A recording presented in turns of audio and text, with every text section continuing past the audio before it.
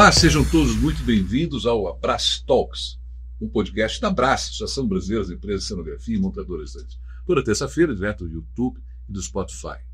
Meu nome é Paulo Passo, estou lá do Sula Costa. Oi! Sula, vai tudo bem? Tudo ótimo. Bacana. Hoje a gente está com uma das pessoas que eu gosto muito, sou muito fã dele, é um dos grandes empresários do nosso setor, um grandes profissionais e um grande amigo, tá? Fernando Guinato. Puta, Fernando, obrigado por estar com a gente aqui, pela gentileza de estar conversando com a gente.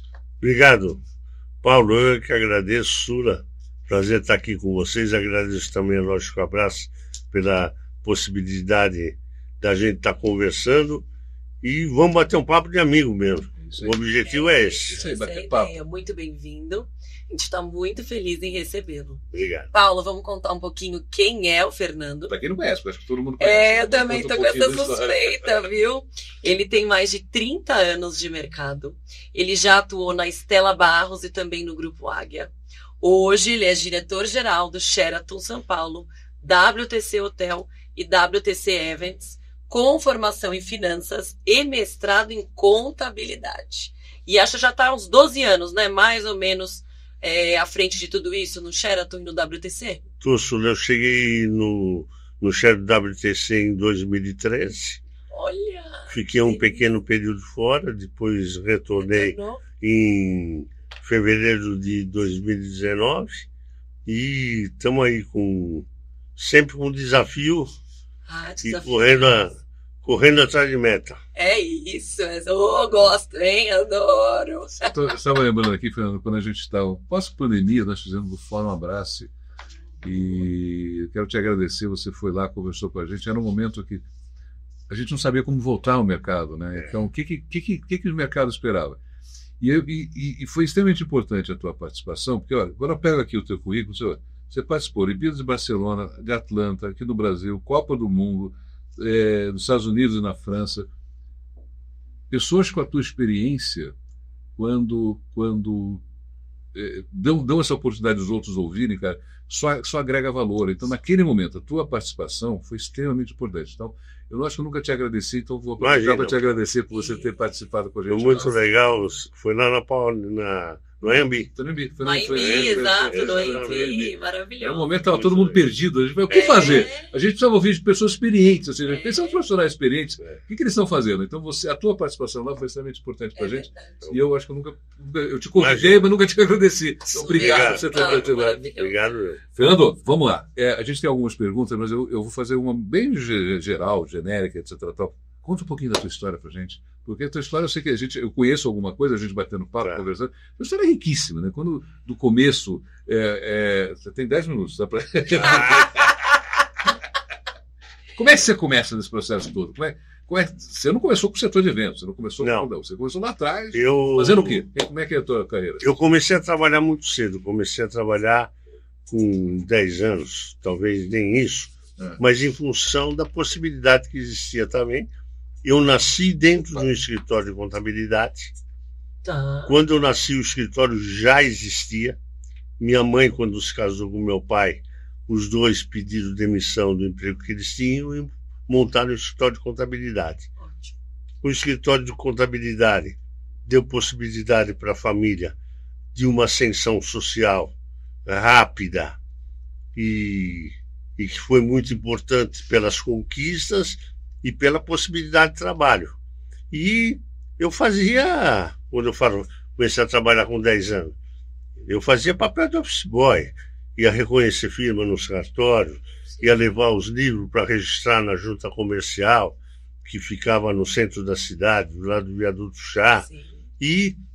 Mas eu gostava muito daquilo.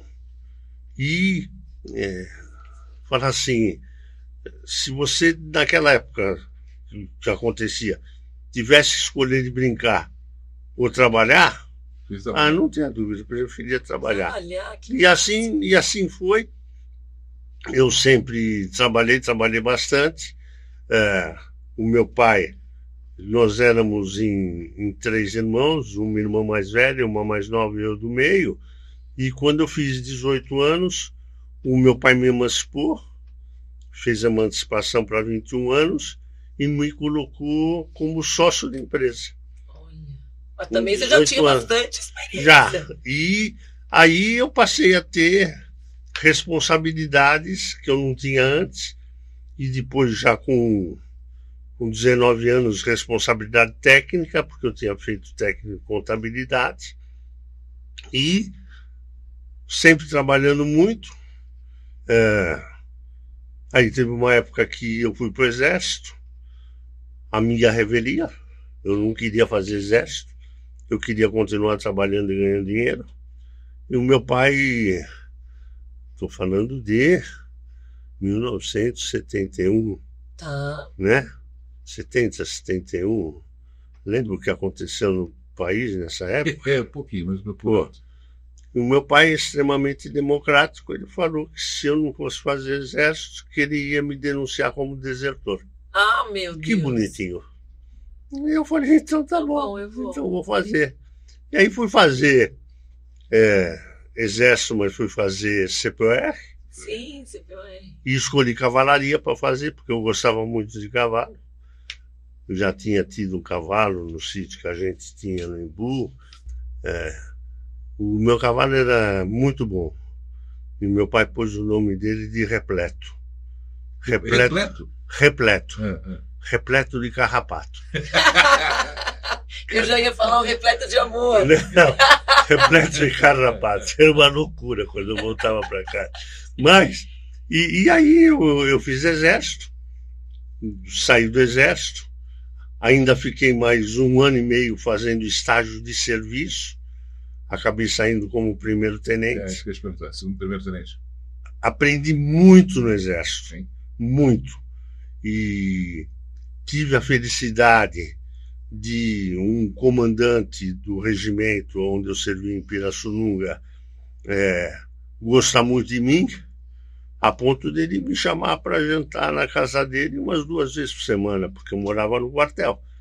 E ele me deu ensinamentos que não serviam só para o exército, que eu levo para a vida inteira. E tem um que eu gosto de repetir, porque eu acho que serve para todo mundo. Ele dava missões difíceis para eu resolver, né? Um dia chegou para mim e falou assim: você sabe por que eu dou essas missões sempre para você, Guinato? Para melhorar a tua performance quando você sair do exército. Então, quando eu dou essas missões, eu sei como é que você está acostumado a fazer. Você vai até o nível que o problema acontece.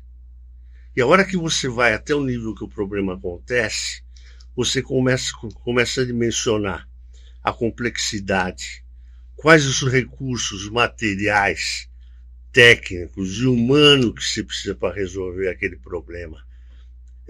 Quanto tempo você vai precisar, e você escapa de uma situação de ficar dentro da tua sala, no esquadrão, e chegar alguém e dar a solução pronta para você, e essa pessoa pode não ter noção exata de que aquela solução vai resolver, ou pode ser induzida. Sim. Né? Já isso no exército, hein? Pode ser induzida a que você procure um determinado fornecedor, que você procure uma outra solução, contrata um profissional. Falou, e mais, a hora que chegar alguém e falar para você, não dá para fazer, você fala, vamos lá que eu vou te mostrar que dá para fazer sim. E isso serve para a vida inteira, né? Fala assim, isso é um diferencial importante. Eu aplico todo dia isso. Gigantesco, né? Eu aplico todo dia isso. E em eventos, então... E na equipe também, não, né? Eu acho que você transmite para a equipe o teu envolvimento. Total. Fala assim, pô, esse cara... Ele está com a gente, né? Ele está ao nosso lado de fato. E a gente tem uma obrigação, nós profissionais mais sêniores, de ensinar aquilo que a gente aprendeu com os nossos professores, né? Seja, são os grandes chefes. Mas aí eu saí do exército, fiz a faculdade de economia, e acabei a faculdade de economia, veio um amigo meu, que era muito inteligente, falou assim, pô, Fernando, você precisa melhorar o teu currículo. Por que você não vai fazer mestrado na USP em contabilidade? E o mestrado de contabilidade. Mas seus pais continuavam trabalhando no com isso? escritório, e eu também. Perfeito. Mas nessa altura, o meu pai já tinha separado da minha mãe, tinha aberto um outro escritório dele, mas o escritório grande mesmo ficou com a minha mãe, comigo, com o meu cunhado. E eu fui fazer o mestrado na USP.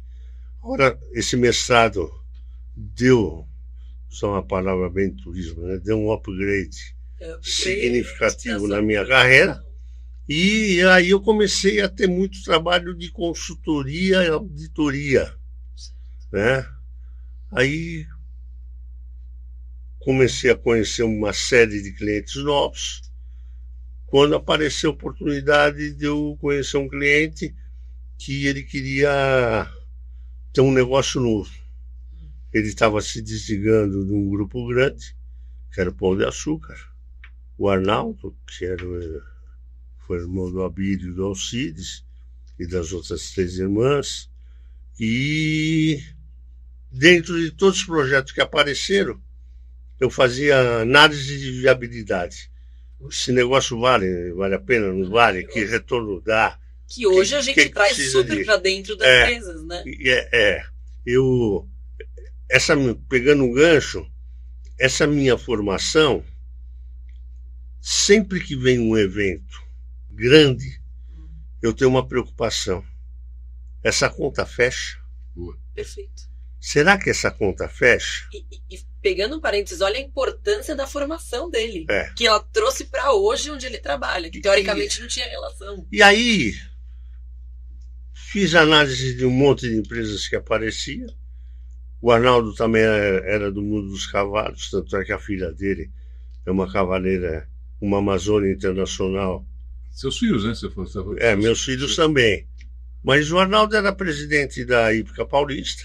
Uhum. E ele chegava, falava com os amigos dele que queria abrir um negócio novo. Pô, imagina o que vinha de proposta. Até que eu tive umas férias que eu fui com a família para Disney. Fui pela Gastur. E quando eu voltei, em cima da minha mesa, no escritório do Arnaldo, tinha um projeto da Estela Barros.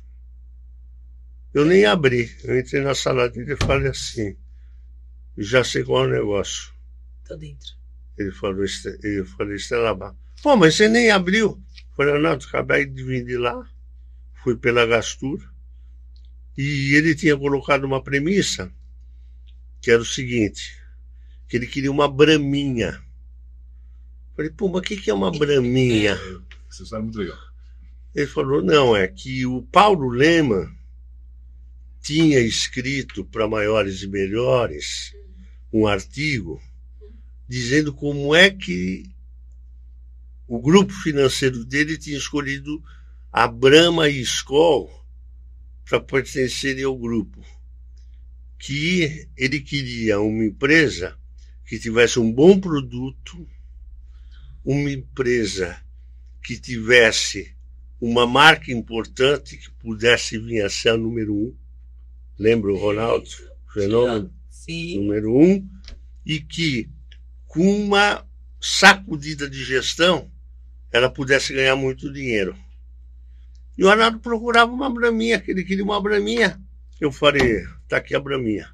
Acabei de voltar de lá, o que tem de camiseta vermelha da Estela Barros naqueles parques é uma loucura. O cara que for para Disney e disser que não gostou, interna, pô. É um baita do produto, Arnaldo. E uma empresa que hoje fatura 16 milhões, e que eu acho que 4 temporadas pode faturar 30. O papel aceita tudo. Tá bom? Enrolou 6 meses para fazer um negócio. Na véspera de fazer o negócio, ele disse, eu mudei de ideia. Eu só faço um negócio se você entrar sócio junto. Eu falei, Arnaldo, mas não pode ser assim. Você tem que conversar com os outros sócios. Você tem que conversar com o Luiz Barros, com o Cláudio Abrão. Pô. Ele falou, não, é imposição. Se não quiser, eu não vou entrar no negócio para deixar o caixa na mão dos outros. Você vai lá e senta em cima do cofre, pô. Entendi. É uma pessoa de confiança. Falei, Arnaldo, se me virar de cabeça para baixo, não cai no tostão. Eu banco a tua entrada até que você me pague. O lucro, que seria a sua parte, vem para mim. E a hora que acabar, passa a ser seu. E foi um projeto muito bem sucedido. Nós entramos em dezembro de 91. 94 coincidiu de ter Copa do Mundo nos Estados Unidos. Sim. Em 94, a Stella Barros faturou 65 milhões de dólares. Desculpa, gente. Você errou, hein? Você errou dos 5 milhões, hein? Errou. E aí, dobro. E aí foi... Só tivemos alegria. Né? Logo que eu entrei, eu fiz Barcelona, Olimpíada de Barcelona, em 92. Foi o primeiro grande evento. E a Stella Barros tinha um departamento de viagens de incentivo e projetos especiais. Né? Que quem tinha criado tinha sido o Caldeira, que acabou indo para a Cor. Ele criou na Stella Barros a Incentive House. E a dedicada a esse público. Esse tipo e Incentive House foi comprada pela Cor na época.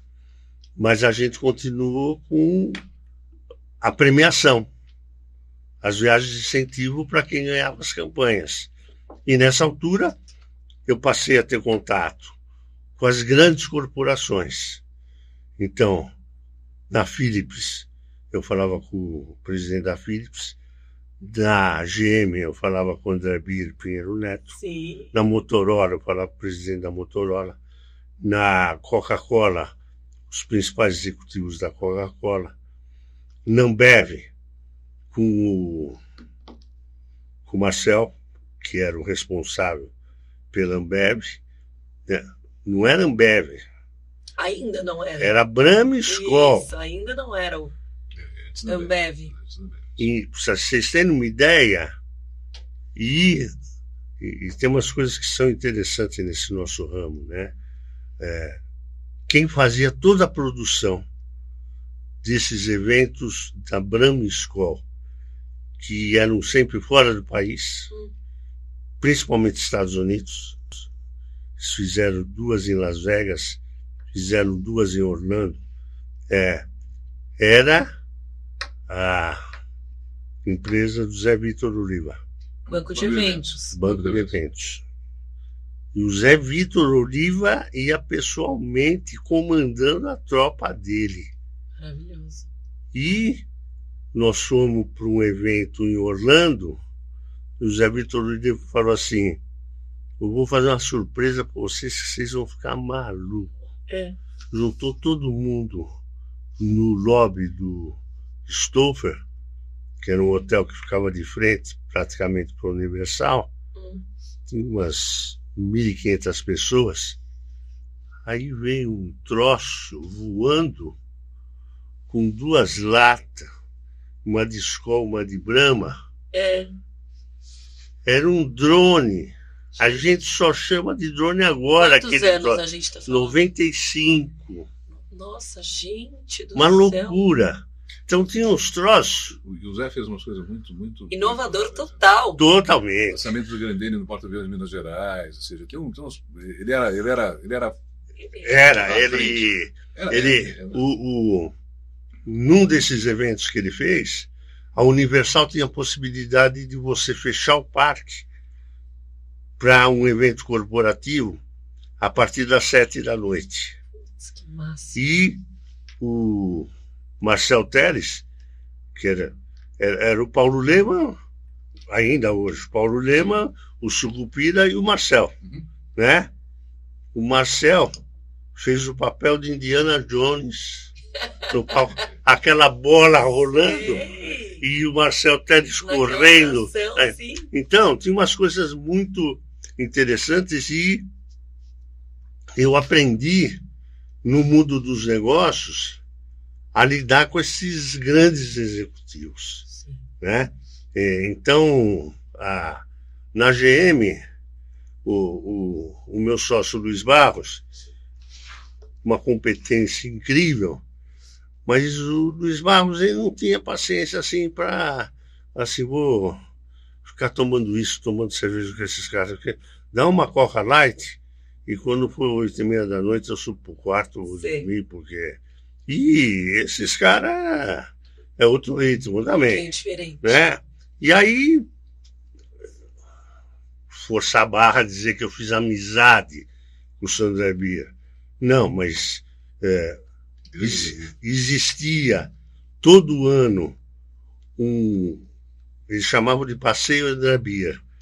A gente ia até Corumbá, descia em Campo Grande, ia para Corumbá, pegava um barco hotel, que existe até hoje, Calypso, e fazia uma pescaria e ele levava 80 jornalistas especializados. Que legal! E aconteciam umas coincidências. Esses 4 anos que aconteceu isso, um carro da GM foi escolhido como carro do ano. As ações de relacionamento, duas pessoas fazem. O Zé fazia muito isso, o Caio Cano Machado, lá atrás também fazia isso, levava o pessoal para a casa dele em Guarujá, etc. São ações de network. E no final são um grupo de amigos. Assim. E ele diz, aí você pega o barco, sobe 170 quilômetros de Rio Paraguai, vai até a Serra do Amolar, divisa com Mato Grosso, e na última noite, chega de helicóptero, em determinada fazenda, o presidente da GM que veio para jantar com todos os jornalistas e conversar. Olha o prestígio. Né? Olha o prestígio, então, gente. Isso aí mata de pau, viu? Maravilhoso. Então a gente fala muito de subir a régua, né? Hoje, como é que... Nossa, já estou aqui impactada. Mas aí, eu estou impactada. Aí nós tivemos um evento mal sucedido, que foi a Copa do Mundo da França.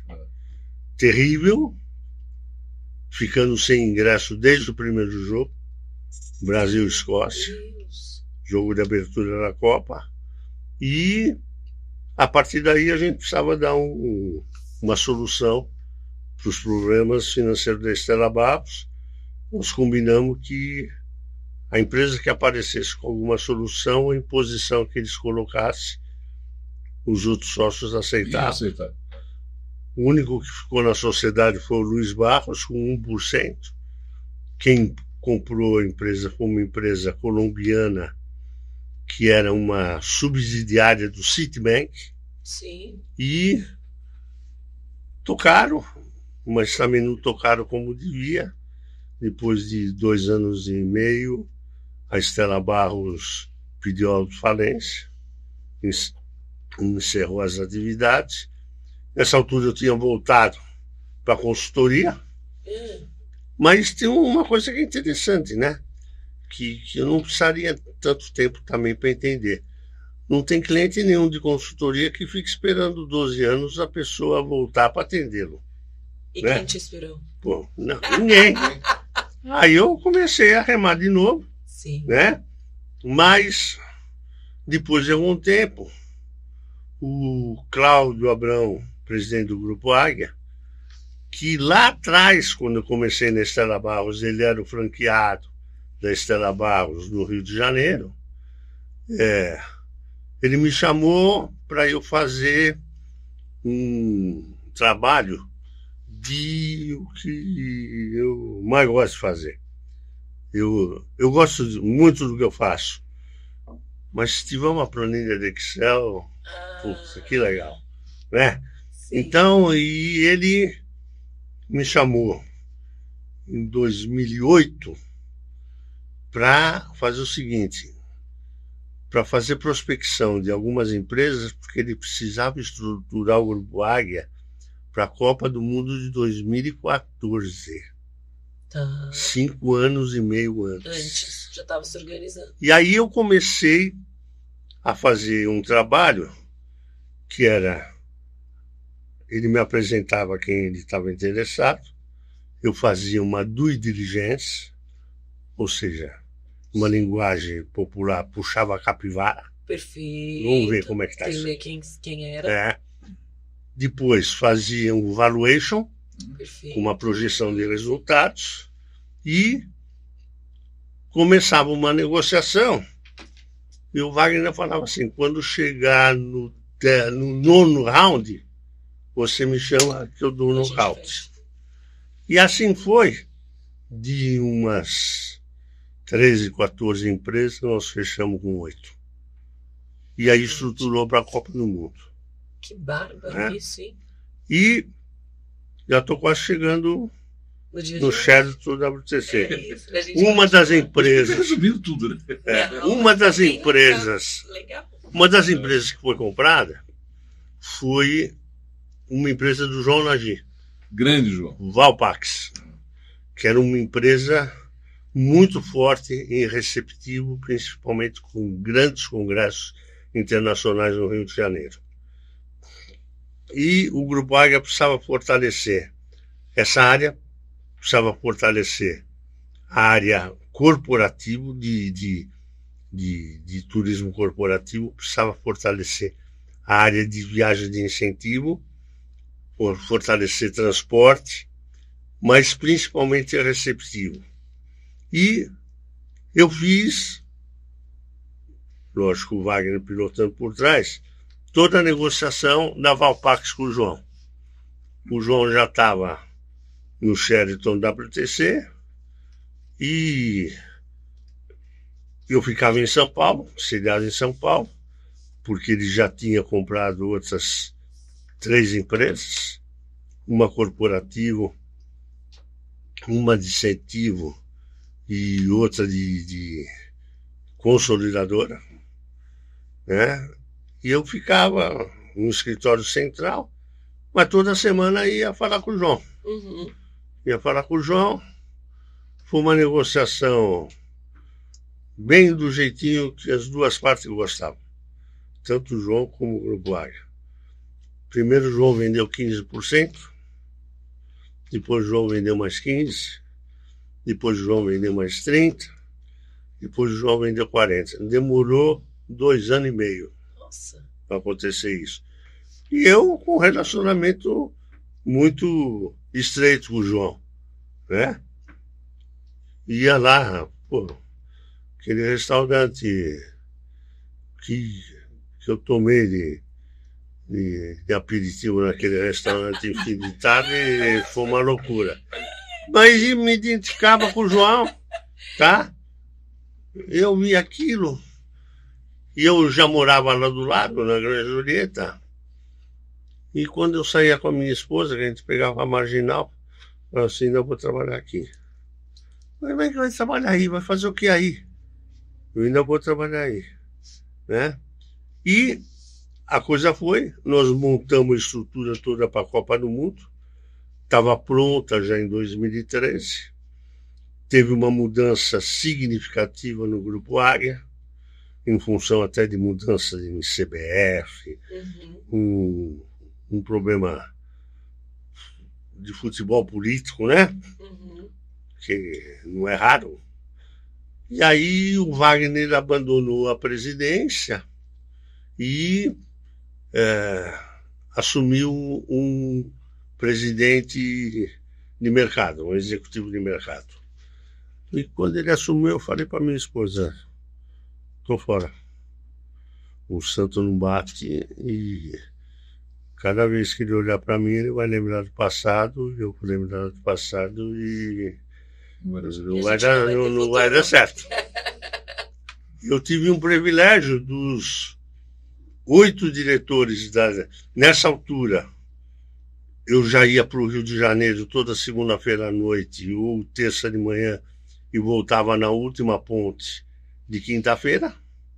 E eu tive um privilégio que dos 8 diretores da administração central eu fui o último a ser mandado embora. Aí, eu fui mandado embora, começo de julho de 2013, pé da vida. Voltei na quarta-feira, estava voltando para o aeroporto, O João liga para mim. Escuta, fiquei sabendo que o senhor se desligou do Grupo Águia. Eu falei, não, a notícia está errada, João. Não foi bem isso. Ele disse, não, mas foi essa notícia que eu tive, porque a irmã dele, que trabalhava na Valpax, continuou com o Grupo Águia. E aí eu falei, não me desliguei, eu tomei um pé na bunda. Eu fui mandando embora, pô. Pô, e você tá indo pra... E agora você vai fazer o quê? Vou voltar pra casa. Não, eu já tava no táxi indo pro aeroporto. Falei, tô indo pro aeroporto, João. Pô, e que hora que você chega aqui? Eu falei, não sei, João. Porque eu não tenho mais condição de chegar no balcão da Varig e dar uma carteirada dizendo que eu sou diretor do Grupo Águia, porque eu não sou mais. Pô, mas você fala só essa última vez. Eu falei, João, para, meu. Falei, a hora que eu souber que hora que eu volto... Não, que eu preciso conversar com o senhor. Mas eu estou saindo às 4 horas que eu vou para os Estados Unidos. Eu vou para Miami. Isso é emergência do Então eu queria falar com você ainda hoje. Aí, pô, consegui marcar a viagem para as 2 horas. Liguei para o João, falei assim, esquece, João. Vou chegar aí 3 e pouco. Até eu chegar no Sheraton, é hora de ir embora. Tá, então vamos fazer o seguinte. Na segunda-feira, que eu volto domingo, na segunda-feira a gente almoça no Clube A. Clube A, que legal. Já vi muitas vezes lá. Tem história, né? A gente almoça no Clube A. Eu falei, tá bom, João. Aí, segunda-feira, fui almoçar no Clube A com ele. Eu não sei o que nós vamos fazer, mas nós vamos trabalhar junto. Você vai vir para cá e nós vamos desenvolver uma série de projetos aqui. E aí eu peguei de paraquedas. Fernando, você sabe que hoje você conseguiu um feito inédito. Como? Eu fiquei quieto. Eu não falei. É verdade, Paulo! Não, porque assim, isso é uma coisa que eu tô lembrando uma cena que aconteceu com meu pai em casa. Aí meu pai tinha um amigo chamado Alex Perissinoto. E o Alex está lá em casa, etc. Eu ficava quieto ouvindo, porque ou seja, não é toda vez que a gente tem oportunidade de ouvir o Alex Perissinoto, e como também não é toda vez que a gente tem oportunidade de ouvir o Fernando. Então, você que está nos ouvindo, olha a aula que esse cara está dando. Se a gente analisar a história dele que ele falou até agora, eu pedi 10 minutos, ele já falou 40, tá? E assim, não foi 40? Não, eu vou te falar uma coisa, A gente vai, já vou te fazer o convite, a gente vai ter que ter a versão, o número 2 depois disso aqui. Porque, me continue. Não, e assim, eu fiquei, você sabe que eu falo até pelos cotovelos. Eu fiquei quieto, porque não dá. É uma delícia. É uma delícia. Absorver essa. Agora que a gente chegou no WTC, né, no Sheraton, acho que a gente podia contar um pouquinho como é estar à frente, né, de 2 grandes potências e como é isso, como é o seu dia a dia, como veio através, né, de lá até hoje, né, que já são quase 12 anos. Bom, tem 15. Hã? Tem um tempinho. Até a gente tem 20 minutos ainda. Não, tem 20 minutos ainda. Deixa eu... Não foi 40 já. Vai? Aí o João me enrola 6 meses. Que nós vamos fazer. Mas, pô, o ideal é que você fosse o CFO da holding. Né? Porra! Porque hotel é pouco para você, Fernando. Hotel é uma experiência que você tem. Vai tirar de letra, vai ficar pouco. E eu tenho que dar um testemunho aqui, que isso é importante. Diga. Quando eu me desliguei do Grupo Águia, o meu amigo Wagner Abrão me chamou na sala dele, extremamente emocionado, me abraçou, assim, o que eu posso fazer para compensar esse teu desgosto, até essa raiva que você está na gente? Eu falei, paga meus direitos, tá tudo certo, pô, não precisa fazer nada disso. O Wagner me deu 1 ano de salário. Que bárbaro Um ano. E isso tem que ficar registrado, porque é exceção de exceção. Sim, mas é uma segurança. Entende? E eu estava lá com o João me enrolando, mas passa 2 meses, passa 3 meses. Agora, daqui a um ano, só tem mais 6. Né? Como é que faz? E não, porque eu falei, João, faz o seguinte, dá qualquer coisa, João. Porra. Entende? Eu quero trabalhar. Não, então, deu uns trabalhos de consultoria para eu fazer. Pô, não é nada disso que eu quero, né? Mas tudo bem. Mas aí, fiz as consultorias, elaboramos o orçamento para 2014, que era alguma coisa que vinha de cima para baixo.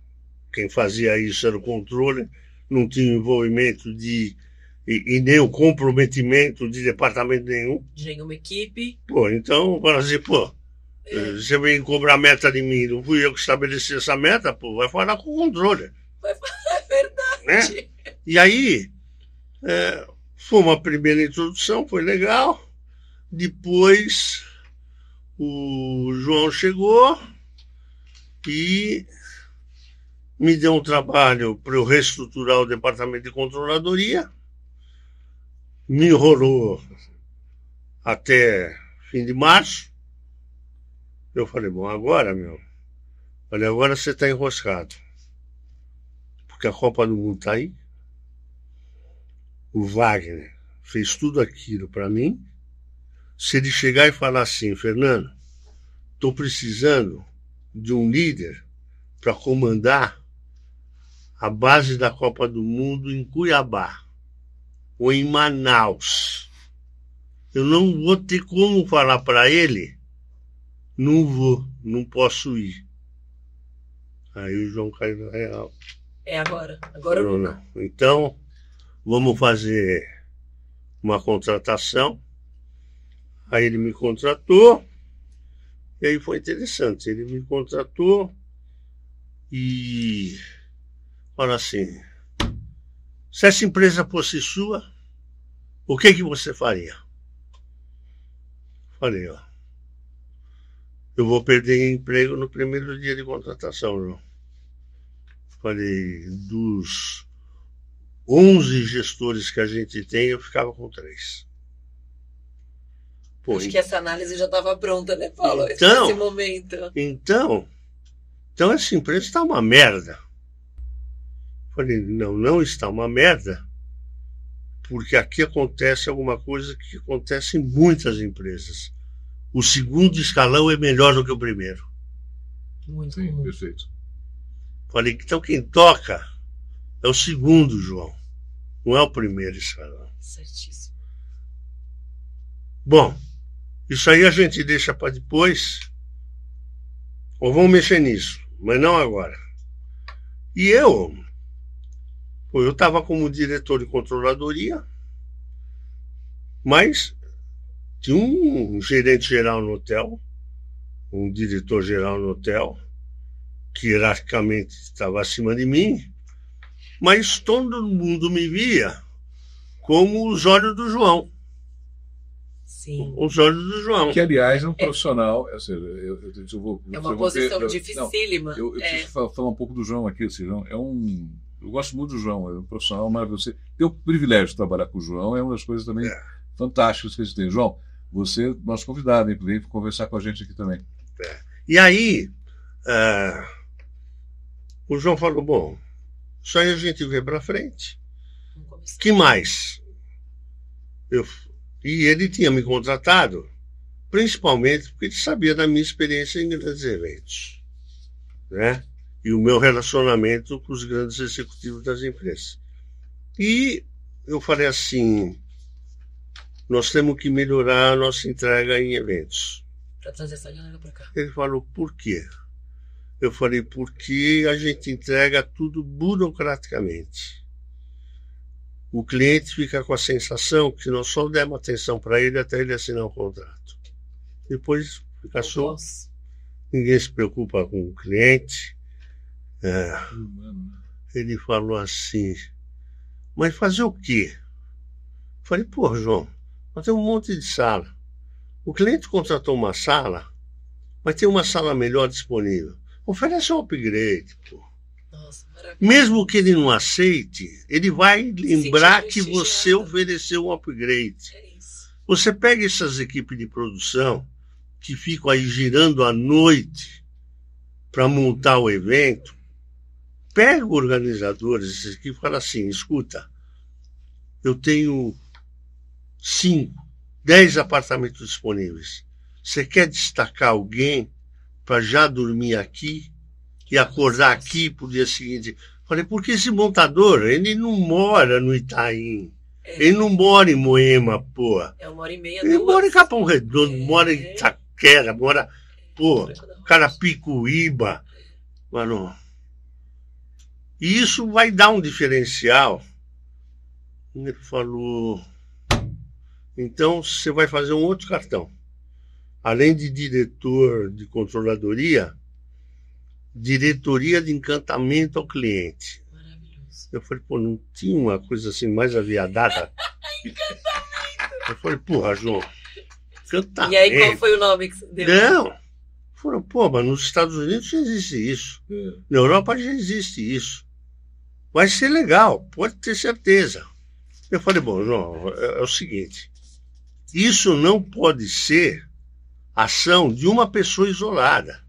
Sim. Você tem que ter uma equipe Especializada nisso. que incorpore essa filosofia de trabalho Sim. e esse pensamento. Para trazer para o dia Uma a dia. equipe é assim. Pô, a maior dificuldade que nós temos no empreendimento, ainda hoje, é localização. As pessoas se perdem ali. Total. Porque ele é de uma beleza Eu me arquitetônica. perco até hoje. Ele é de uma beleza arquitetônica fantástica. Eu digo pra você ter Mas, pô, GPS em mas casa. o Golden Hall é no 5º andar? Ou é no 1º andar do hotel? Pô, E os elevadores do estacionamento. Eu sempre me perco. então, eu falei, então é o seguinte, ó. Qualquer um que vê alguém olhando pro alto, chega e fala assim, mas não chega e fala assim, posso te ajudar? E começa, leva ele até o lugar do Eu evento. te acompanho. Até o lugar do evento. Nossa, Entrega maravilhoso. na porta do evento. Né? Maravilhoso. Demorou uns 2 anos para a gente conseguir implantar. Com certeza. Né? Foi legal. E aquele outro assunto, dos 11 que só ficava com 3, no fim de 2014, ele contratou uma coach que ia fazer um trabalho de avaliação dos gestores, Certo. com métricas. E essas métricas iam levar ao seguinte: quem tiver, era uma matriz, Uhum. né? Que tinha assim, tinha que apresentar um projeto, que esse projeto podia ser bom ou podia ser ruim. E, do outro lado da matriz, a execução. Esse projeto podia ser bem executado ou mal executado. E quem tivesse um projeto ruim e que foi mal executado, Tava fora. tchau. E quantos ficaram? Não. E quem ficasse um projeto bom e mal executado, vale a pena investir para ele chegar? Perfeito. E um projeto ruim e bem executado também vale a pena? O inverso. Mas quem ficasse Uhum. no ruim, vai embora. Eu falei, não vai dar certo, João. Ele disse, por que não vai dar certo? Porra, porque você não tem coragem de mandar ninguém embora, meu. Você tem essa fama de durão, de as pessoas têm medo de você. Eu nunca vi você mandar ninguém embora. Você sempre dá um jeito de continuar com as pessoas. Pode fazer. Aí chamou a profissional coach, foi lá. Fernando não acredita no projeto. Eu não acredito no projeto, não. Eu não acredito no final da história, João. Resultado. Falou, não, você vai ver só. Pode fazer. Aí fizemos. É. Quando eu falei daqueles 3, ele falou assim, você não vai mostrar para mim. Quem são? Mas escreve no papel. Bateu. Que depois eu vou ver. Bateu. Depois eu vou ver. Bateu. E aí o João foi até o fim. Uma segunda-feira, a profissional entregou o relatório. Entreguei para o João ler. Aí agora, hein? Como é que faz? Tá passando o diretor de marketing. Vem cá que eu preciso falar com você. O cara sentou e falou, pode deixar agora comigo, Fernando. Depois de 5 minutos ele me chamou e falou, esse daqui eu já mandei embora. Passou o outro, vem aqui. Falei, Cacilda, pobre mudou. Desafiou. Esse desafio. Você trouxe um desafio. Fernando, eu tô assim, vamos lá. Vamos lá. A gente, de novo, eu vou insistir que o convite de você voltar. Não, mas legal. Certeza, cara, porque, Paulo. nossa, de novo, eu tô quieto, ele conseguiu me deixar quieto. Eu tenho 3 perguntas, a gente tá Vamos lá. 5 minutinhos. Eu vou resumir. Eu vou te fazer uma pergunta, agora deixa eu fazer um jabazinho pra gente aqui. Vai. Você administra 2 equipamentos aqui maravilhosos, que uma importância gigantesca na cidade de São Paulo, N eventos internacionais, mundiais, nacionais, locais, etc. Congressos, seminários, feiras, etc. Shows, etc. Tal. Nós representamos a Abraça, a associação que está lá. Aliás, um dos parceiros que você tem é nosso associado. A pergunta é, da tua visão, qual que é a importância da Abraça dentro do projeto como um todo? Falando bem rápido. Quem vê o evento funcionando, muitas vezes não tem a menor noção do que é feito para aquilo tudo acontecer. Ninguém nem imagina. Né? Então, hoje, vamos pegar atividades associadas à Abraça. Vocês passaram por uma transformação terrível. Né? Vocês, dentro de uma cenografia, vocês usavam instrumentos, certo? Projetor. Caramba! Hoje alguém que aparece que não é um painel de LED fala assim, putz, no mínimo, o cara tá parou no atrasado, tempo. Né? Então, a gente valoriza demais, e quando eu dei aquele gancho da produção, é o seguinte, tudo que a gente puder fazer para facilitar o trabalho, fidelizar cliente hoje é uma coisa complicadíssima. Você, um tempo atrás, você conversava com vendas e com marketing. E eles tinham a caneta para decidir o que ia fazer. Absoluta. Hoje não. Eles põem um nerdzinho de óculos com uma planilha de Excel na frente. Nunca foi numa montagem, vamos falar a verdade. E se tiver no budget, amigo, faz. Se não tiver no budget, não faz. Pô. Uma espada na cabeça dele que chama assim. Nunca foi numa montagem, não sabe nem o que está contratando. Mas esse diferencial e essa agilidade que as empresas de cenografia, né? Porque no fundo é assim, vocês trabalham com imagem. Total.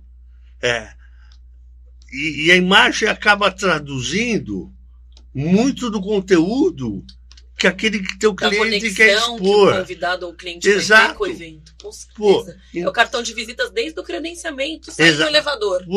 Não é? Você hoje,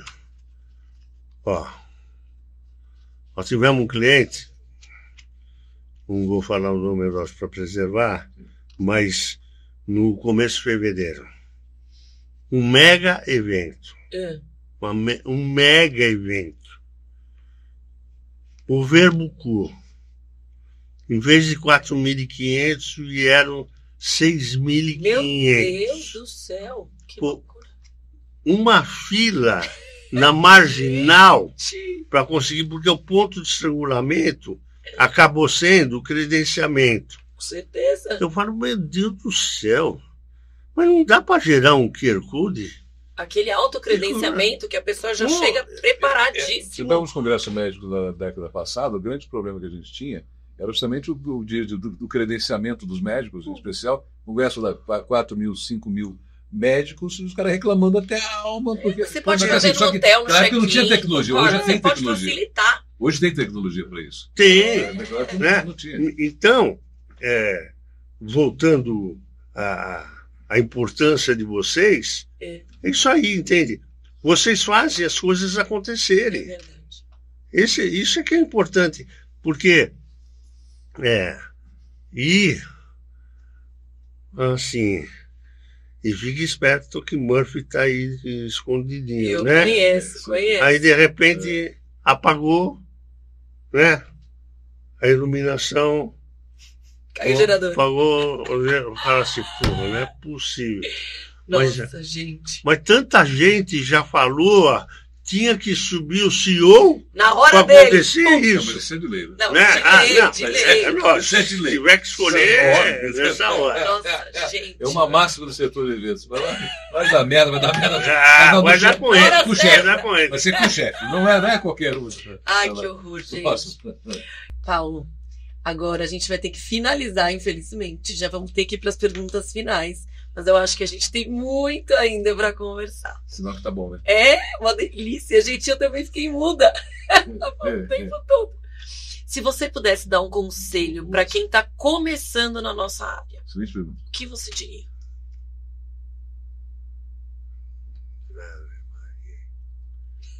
Olha, deixamos ele sem palavra, Paulo. Deixa eu te dizer, olha. Nós estamos com um problema de recolocar mão de obra. Sim. Seríssimo. Adoro jovens. Adoro. Pode acreditar. Mas um dos problemas que a gente enfrenta hoje é o seguinte.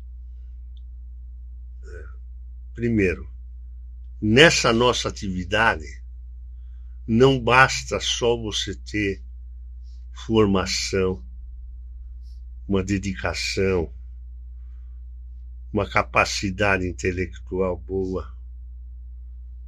Se você não tiver a vocação, porque isso é quase um sacerdócio. Nossa, maravilhoso. Eu fiquei até arrepiada. Você tem que ter a vocação. Você entende? Você tem que ter a vocação de chegar, por exemplo, puta, que legal. Semana Santa. Semana Santa prolongada. Nossa. Dia 21. Vamos parar. Vamos para a quinta, vamos voltar terça. Claro. Que legal. Aí na sexta-feira, no fim do dia, liga a Globo, que quer fazer uma matéria no sábado, ao 12:30, para falar como é que é conviver com os hotéis vazios na Semana Santa em São Paulo. Porque todo mundo foi viajar. E aí? Falei, porra, mas não tinha outra matéria? Aí você chega para tua mulher e fala assim, ó, então, amanhã, de 12:30, ela fala, não é possível que não tem ninguém para você mandar para fazer. Eu falei, pô, mas nós temos folga para a maioria, pô, tá tudo fechado. Pô, mas tem que ir você? Pô, mas vou com a maior satisfação. Você entende? É o que você falou, gostar do que faz, né? É o brilho no olho que eu sempre trago aqui, que eu acho que faz toda a diferença na nossa vida. Agora, quando eu volto a falar do jovem, hoje você tem o seguinte, você pega um jovem com boa formação, com capacidade, você, pô, esse cara é bom. A gente logo percebe. Eu vou conversar com esse cara, ó, nós estamos muito satisfeitos com você e continua assim, meu. Que você, dessa forma, eu imagino que daqui 1 ano e meio, 2 anos, você vai ser promovido. Ele levanta da cadeira e vai embora. 1 ano e meio, 2 anos. Fala assim, escuta. Quem quer sentar na janelinha. É imediatismo, é uma geração diferente da Mas nossa. E eu já sou uma geração também diferente. A medida de tempo deles é diferente. Está tudo muito imediatismo. É diferente. Então, você fala assim, pô, que conselho você daria?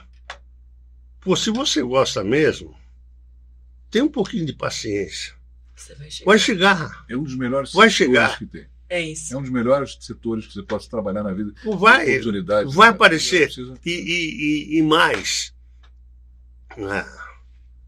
a diversificação das atividades, embora tudo gire em função de eventos de hotelaria, você tem condição de se alocar em departamentos diferentes que estão precisando. Então... E crescer muito mais, né? E crescer muito mais. Até pegando o que conversamos aqui hoje, né? O quanto isso complementa, o quanto isso agrega. E outra orientação que eu daria e que dou para a minha equipe. Fala assim, pô, vocês estão de parabéns, hein? Eu falo, se eu tenho um mérito nisso tudo, é não ter desmontado a equipe. Pô, mas você não disse que tinha que mandar 8 embora? Mas eu tinha dito também que o segundo escalão era melhor do que o primeiro. Isso é verdade. Né? Então, se eu tenho um mérito, é de não ter desmontado a equipe. E mais, de durante a pandemia, eu não perder um gestor. Eu mantive todos os gestores. Então, fala assim, eu sempre fui muito quase tímido, vai. Assim, pô, ficar dando entrevista, ficar se expondo. Aí o João chega e fala assim, quando eu voltei em 2019, você vai ser diretor na BIH, você vai ser diretor no Convention, você vai ser diretor na UBRAF e você vai ser um sócio importante no FOB. Pô, João, vai. Olha, se você quiser ter oportunidade profissional na vida, aparece, não se esconde, Deus do céu. Eu sinto hoje o que é importante um convention, uma BIH, um envolvimento com esse abacaxi do PS todo que teve. Mas isso dá uma possibilidade de você mostrar para o mercado a tua cara. Eu falei, você está querendo dizer o quê? Que você está querendo sair de lá? Não, estou muito bem lá. Eu vou dividir esse bastão. Mas o que eu falo para os meus gestores é o seguinte, tem que aparecer. Não se esquiva, não. O mercado precisa saber quem vocês são. Maravilhoso. Entende? Tem. Maravilhoso. Gente, eu vou fazer a última. Posso fazer a última? Eu não tenho como não fazer a última. Agora a gente vai tirar um pouquinho esse crachá aqui corporativo e a gente queria saber, Fernando por Fernando, quem é você? Conseguimos, Paulo, 2 vezes, hein? Quem sou eu? 15 segundos. Eu sou um profissional realizado. Eu quebrei 3 vezes na vida. E me levantei. E hoje eu tenho a consciência de que com a minha idade não imagina quebrar a 4ª porque não levanta. Fica quietinho e toca a vida direitinho. Mas eu tive uma família muito legal, né? Podia ser melhor. se eu voltasse atrás, eu sou uma pessoa privilegiada. Eu tenho uma proteção que é acima do normal, né? Eu tive uma convivência muito difícil com meu pai. Muito difícil. E eu tive o privilégio de, antes dele ir embora, recompor. Que maravilhoso, que grande. E ficar um amigo do meu pai. Maravilhoso. Né? E isso eu mudaria. Assim, eu fui pro exército de pirrinha. Ele quer que eu vá, eu vou. Eu não tenho uma fotografia do meu tempo de exército. Ah, não registrou. Entendi. Nada. Entendi. Mas, no dia que eu recebi a espada de oficial, na véspera, né, dia 15 de dezembro de 71, eu falei, pai, amanhã você tem algum compromisso à noite? Não. Então, você vai até o Ibirapuera comigo, que você vai ser o meu padrinho. Maravilhoso. Você vai me entregar. Então, esse meu testemunho é emotivo. É o seguinte, entende? Não vale a pena você se indispor. Vai viver a vida legal. É que talvez hoje a gente tenha essa leitura, né? É. Quando a gente é mais jovem, a gente não tem essa interpretação. E você pergunta assim, pô, quem é o Fernando? Quem? Hoje o Fernando é o avô da Isabela, da Mariana, Delícia. duas pérolas, e o Fernando hoje para um pouco para pensar. Até porque é rara a reunião que eu vou hoje e que eu olho para os participantes e falo assim, de novo, hein, meu? Você é o mais velho que está nessa sala. Tem isso aí, né? Eu estou com 74 anos. Maravilhoso. Você entende? Tudo bem, um monte de história para contar. E é isso que a gente Mas, tá aqui. ora, eu fui no fim do ano, como eu vou sempre, passar o Natal e Réveillon com os meus filhos, com a minha família lá em Portugal, né? E a minha neta portuguesinha é impagável. Delícia. E no domingo eu ia voltar, no dia 5 de janeiro. Ela, uns 12 dias que nós ficamos lá, ela quis dormir na mesma cama comigo e com a minha esposa. Maravilhoso isso, gente. Porra. Tem preços. Não, gente. Aí no sábado eu falei, ó, dá um beijo pro vô, que o vô tá embarcando amanhã. E amanhã, a hora que eu sair, você tá dormindo. Ela me abraçou. Chorava tanto. Ai, saudade. Você não pode ficar mais 2 dias, vô. 2 dias, que aí daqui 2 dias eu vou ter que voltar para minha casa, que começa as aulas. Você fica pelo menos mais 2 dias comigo. Então, você quer falar assim, meu, você tem que ir uma vez só por ano a ver a tua família. Para. É isso. Então, quem é o Fernando? O Fernando hoje é uma pessoa que... bom, essa semana apareceu 2, 3 desafios por dia de novos negócios, de João com a corda toda, fala assim, bom, mas escuta, não, eu vou ter que arrumar um tempo para curtir. Já tá naquela hora. Vou ter que arrumar um tempo para curtir, porque tá resgatar, entende? Sim. Mas, voltando à pergunta, o Fernando é um homem realizado, tanto em termos de família, eu contrario algumas regras que existem hoje. Eu, em julho, vou fazer 49 anos de casado, pô. Maravilhoso. Mas assim, pô, isso aí não existe mais. É o que eu digo. Você tem? Ah, se Deus quiser, eu vou chegar lá. Você vai. Eu tô fazendo 18 esse ano. Pô, em fevereiro, eu voltei no começo de janeiro, dia 4 de fevereiro, a minha esposa voltou, porque nós estávamos fazendo 52 anos de namoro. Mas pô, namoro, vocês estão malucos? Ah, eu também conto um pouquinho. Entende?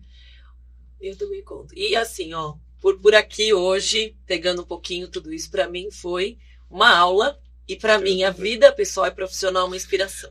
Fernando, só tenho que te agradecer. A gente, novamente, eu vou insistir que se você puder voltar. Hoje foi um episódio diferente para a gente. Foi. Tá?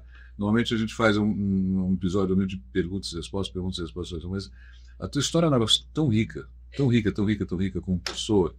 E você fez... Eu acho que ela foi resumindo um pouquinho, né, Paulo? Tem começo, meio e fim, etc. Eu só posso publicamente agradecer a tua presença, agradecer, como você sabe, eu sempre agradeço ao meu pai por ter me colocado nessa profissão também, por poder conhecer pessoas como você. Eu acho que a minha vida se resume muito a isso, são os amigos que a gente tem nessa jornada. É um aprendizado gigantesco. Eu espero que vocês que estão nos assistindo pelo YouTube, ouvindo pelo Spotify, vocês tenham gostado tanto quanto a gente. Eu só queria 30 segundos. Muito mais. Dizer um privilégio que eu tenho nessa atividade. A gente faz assim, ó. Fazer uma escala do tempo. Quando você é pequeno, você está na escola, quantos amigos você tem? Praticamente a classe inteira. Sim, com certeza. Todo mundo teu amigo. Aí você cresce um pouco, você vai diminuindo. Aí você é jovem, você tem uma turma, são aqueles 10. Aí você chega numa determinada idade, você fala assim, pô, cabe nas mãos, não precisa nem de uma mão. E eu, através dessa atividade, eu tive o privilégio de começar a fazer amigos de novo que eu não conhecia. Entende? Quando eu falo amigo, é assim, amigo incondicional. O que o Paulo está querendo de mim? Não está querendo nada. Ele quer o convívio, ele quer amizade. Essa troca. Você entende? Aqui, então, e isso... Eu sinto que eu estou precisando mais dedo, pô. Isso aí. Isso é muito legal. Muito. Que bom. Obrigado, hein? Beijo grande. Muito obrigada, pessoal, foi ótimo. Espero que vocês tenham gostado desse episódio. Toda terça-feira pelo YouTube, pelo Spotify. Abraço Talks, o podcast da Abraço. Sula, obrigado. Eu que agradeço, foi ótimo. Muito obrigada. Até a próxima. Obrigado, queridão. Obrigado a você. Beijo para todos. Tchau, tchau.